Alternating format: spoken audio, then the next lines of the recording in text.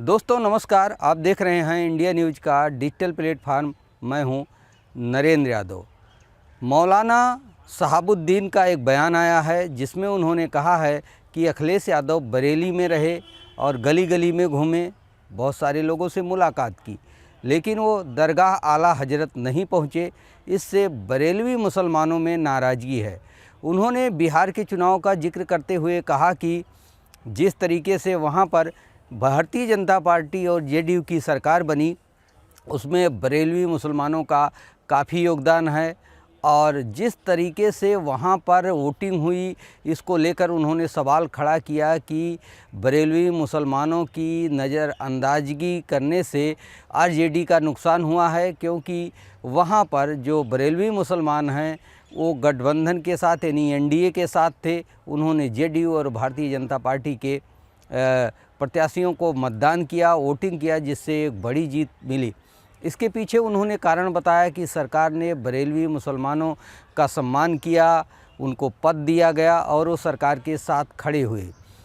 इस बात को लेकर मौलाना ने अखिलेश यादव पर तंज कसा और निशाना साधा कि अखिलेश यादव नदवा जाते हैं और तमाम दरगाह में जाते हैं, लेकिन वो बरेलवी मुसलमानों के कार्यक्रम में नहीं जाते हैं। बरेली में आने पर दरगाह आला हजरत के दरबार में वो नहीं गए हैं, वहाँ पर नहीं पहुँचे हैं, ऐसा शायद उन्होंने कभी नहीं किया है। इसको लेकर एक नाराज़गी है। उन्होंने कहा कि बरेलवी मुसलमानों की संख्या 60% है और इसको ध्यान में रखना चाहिए। कहीं ना कहीं उन्होंने इसको राजनीतिक टच दिया और कहा कि 2027 में उत्तर प्रदेश में भी चुनाव है और अगर एक धड़े के साथ अखिलेश यादव रहते हैं और दूसरे धड़े का ध्यान नहीं देते हैं, यानी कि बरेली मुसलमानों का, तो इसका कहीं ना कहीं समाजवादी पार्टी को नुकसान होगा।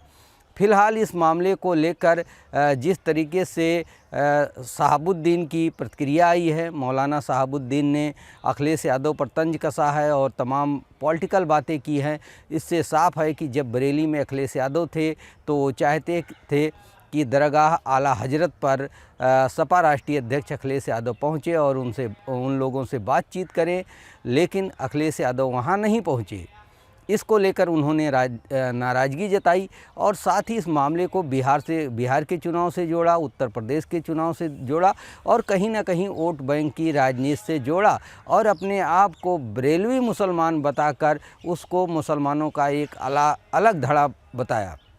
हालांकि समाजवादी पार्टी मुसलमानों के साथ खड़ी रहती है। सपा राष्ट्रीय अध्यक्ष अलग अलग कार्यक्रमों में जाते हैं, हिस्सा लेते रहते हैं, लेकिन जो अलग अलग गुट बटे हुए हैं और अलग अलग चीज़ें सामने आ रही हैं, उसमें बरेलवी ने जिस तरीके से बयान दिया है, मौलाना शहाबुद्दीन ने जिस तरीके से बयान दिया है, वो कहीं ना कहीं सपा राष्ट्रीय अध्यक्ष अखिलेश यादव को घेरने का प्रयास है, उनके ऊपर दबाव बनाने का प्रयास है।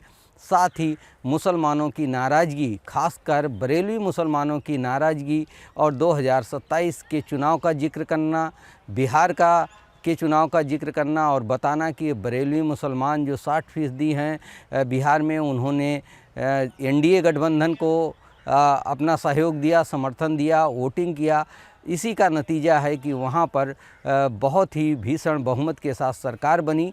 तो इस तरीके से कहीं ना कहीं सपा राष्ट्रीय अध्यक्ष अखिलेश यादव पर मौलाना शहाबुद्दीन दबाव बनाते हुए दिख रहे हैं, पॉलिटिकल एजेंडा खेल रहे हैं और अब देखने वाली बातें होती है कि सपा राष्ट्रीय अध्यक्ष पर मौलाना शहाबुद्दीन के इस बयान का क्या असर होता है और जो बरेलवी मुसलमान हैं वो इस मामले को किस तरीके से देखते हैं, ये आने वाले समय में पता लगेगा। लेकिन एक बात साफ हो चली है कि मौलाना शहाबुद्दीन चाहते हैं कि अखिलेश यादव दरगाह पर उनके जाएं और उनसे बातचीत करें और पॉलिटिक्स में उनको भी एक तरीके से जगह दी जाए, यानी उनका सम्मान किया जाए।